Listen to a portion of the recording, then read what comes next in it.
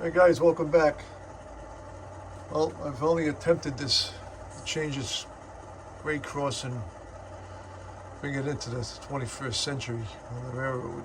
It's kind of outdated. The crossing gates were outdated. They were these old-fashioned gates with the base on the bottom. The door opens. I had this on my other grade cross. I changed them too. So we pulled those out. Get rid of them, and I placed them with the the setup over here is a little odd. I can't buy this setup, so I had to kind of build it up. So I used this Walters Seam Master single crossing post and cantilever. And then what I did is I bought these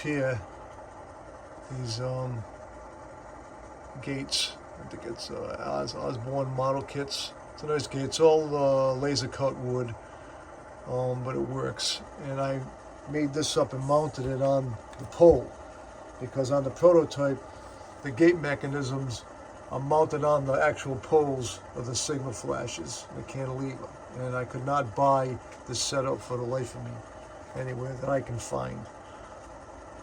The other thing I wanted to do too is, I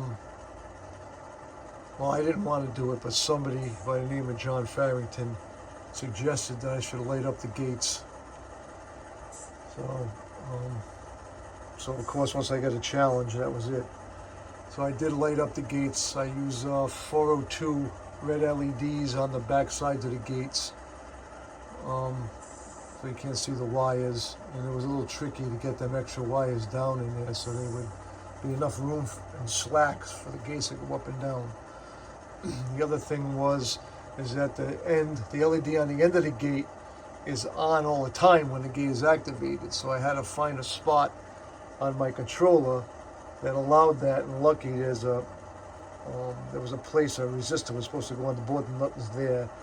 So I got my meter out, and I turned the gate on and off, and I checked it with my meter, and I got the power I needed off that empty hole in this PC board. So it worked out good. So anyway, so it took me a couple of days to do all this. I'm not young like I used to be, and I can't twist my body around like I once could. And all this is all underneath the upper level, so it's not. If it was on the bottom level, I could just sit on the floor, look up, and do everything. But I had to get in between, inside the bottom level and top level, to mount the servos back on and reconfigure everything under there. So anyway, but I did do it, and I just got done with it a little while ago. I got a few little things. I got to finish the scenery around the bases.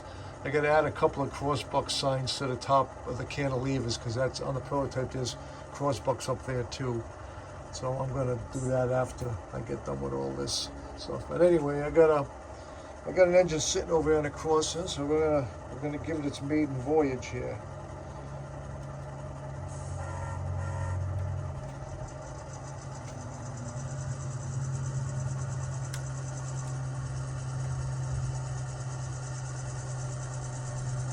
It's kind of a stop and protect crossing, because I don't have a lot of room to put the sensors in, so we're going to kind of creep up on this first sensor in the yard to activate the gates. So the gates go on.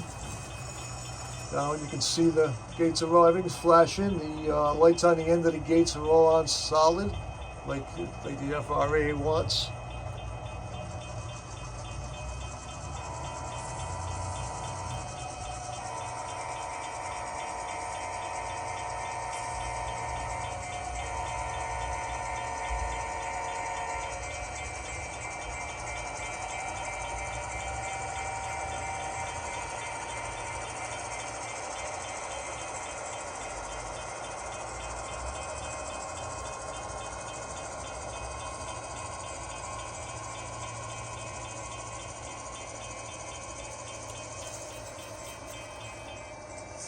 There you have it, working gates.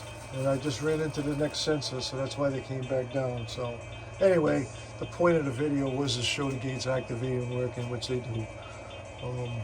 The thing is, I pulled the train up too far and hit the next sensor, which brought the gates down.